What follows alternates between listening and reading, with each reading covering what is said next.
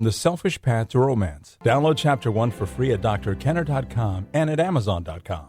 Look, I'm sorry I cut you off like that before. I've just never gone in for that psychological mumbo-jumbo. They show you a bunch of ink blots and ask you about your toilet habits. Oh, why does everything with you shrink start in the crotch? And that's from Fraser, and that's his dad. And, you know, when I went to school, we studied ink blots, we studied Freudian therapy, we studied behavioral therapy, and you may not know what those are, but pretty much something else came on the scene and just took off. And that's a new type of therapy. It's actually not new anymore. It's cognitive therapy. And with me today is Dr. Jeff Riggenbach, a cognitive therapist in the state of Oklahoma, practicing at Laureate Psychiatric Clinic and Hospital.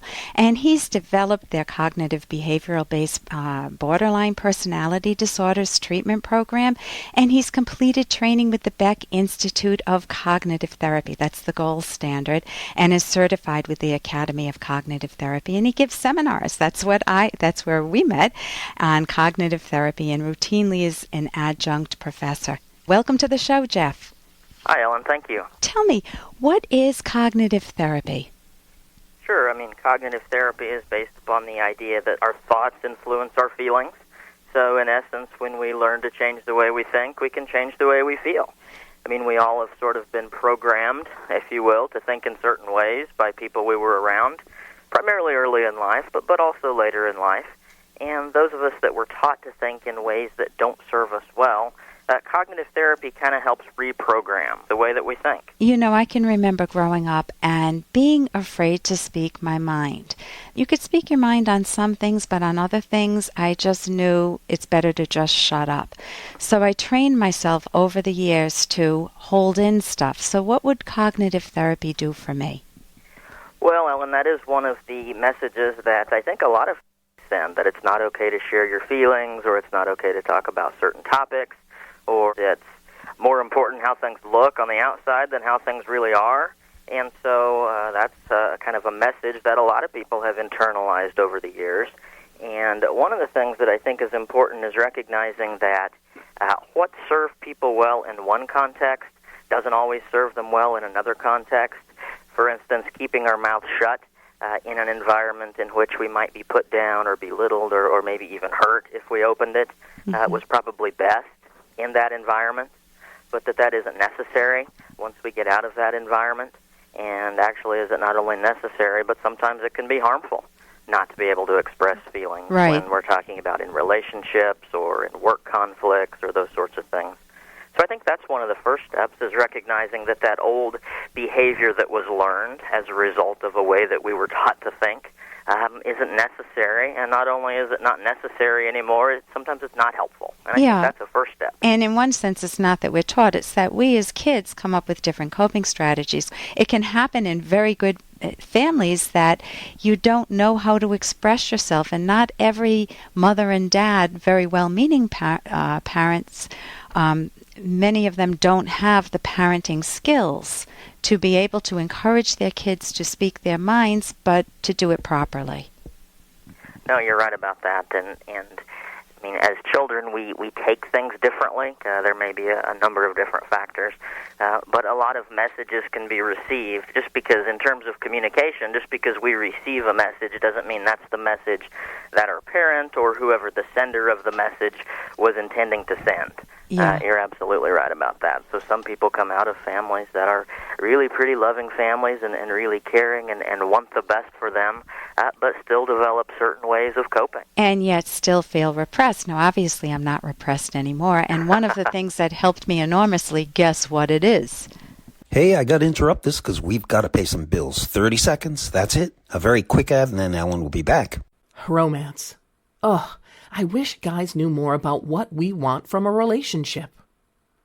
Boy, I wish I knew more about what I want. Where's that ad I saw? Here it is. The Selfish Path to Romance. A serious romance guidebook. Download Chapter 1 for free at selfishromance.com and buy it at amazon.com. The Selfish Path to Romance. That is interesting. Now, obviously, I'm not repressed anymore. And one of the things that helped me enormously, guess what it is? What is that? Cognitive therapy. Wow, I did not know that. And it's not that I went to cognitive therapy, but one of the benefits of becoming a therapist is what? What do we learn? We learn wonderful skills. Yeah, you really do learn a lot of skills in terms of managing your own life. And that's one of the things that I really like about cognitive therapy, Ellen, is just really practical skills that really anybody can use to manage our lives from day to day. I mean, certainly it's helpful for people with more serious mental conditions, but the skills from cognitive therapy can be helpful for every single one of us managing our day-to-day lives. So let's say that I'm planning a vacation with my kids and I'm really anxious because there's so much to do and I'm trying to please my husband. I'm trying to make sure everybody's needs are met. How could I use cognitive therapy?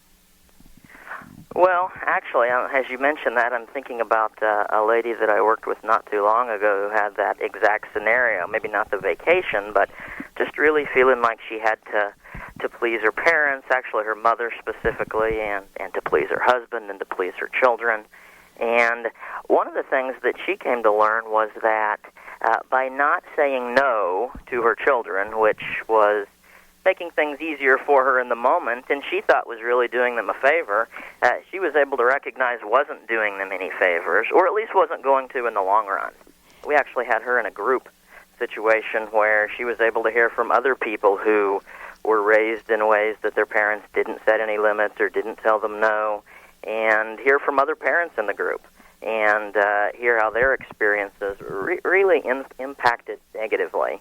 And so although at that point she didn't have a good enough self-esteem to really care how it affected her, she was able to see how not saying no to them actually was hurting them. And so that was a bigger motivator for her. And she was initially feeling real anxious or bummed out. How do you get to the thought level with her as a cognitive therapist? Well, I mean, you want to start with, there's a couple of ways you can do it. A lot of times if she comes in presenting anxious, which this lady did, and actually her initial complaint was not being able to get out in public and not being able to go around people and those kind of things. So I would want to kind of feel her out and see exactly what her fear was about going out in public, because people have different reasons for not wanting to do that. I mean, some people are afraid they're going to contract a physical disease. Some people are afraid they're going to get hurt or be mugged or something like that. And some people are concerned that somebody might see them with their hair not done, and we're afraid of what other people would think of them. So the first thing I would want to do is find out exactly what her reasons were for not wanting to do the things she was afraid of, and identify some of the specific thoughts, and go from there with her. Okay, so you really want to get to the thought level. One of the key with cognitive therapy, you don't want to just let people talk and talk and talk. You want them to identify what are the thoughts underlying your feelings. If you're anxious, what are your anxiety-provoking thoughts? What are the thoughts that are making you feel depressed? And so you always want to get to the level of the thoughts, correct? Yeah, that's right. And then you want to see if the thoughts are accurate, reality-based or not. Yeah, that's right. And first of all, a lot of people, Ellen, have a difficult time really recognizing what is the thought versus what is the feeling. And that's one of the things that I know we're right at the end of time. I know there's a wonderful book, Mind Over Mood, that helps people see the difference between thoughts and feelings. Am I right with that, Jeff? That is an excellent book. That's a good one to go to. Okay, and thank you so much for joining us today, and I look forward to talking with you again soon. Thanks a lot, Ellen. For more Dr. Kenner podcasts, go to drkenner.com and please listen to this ad.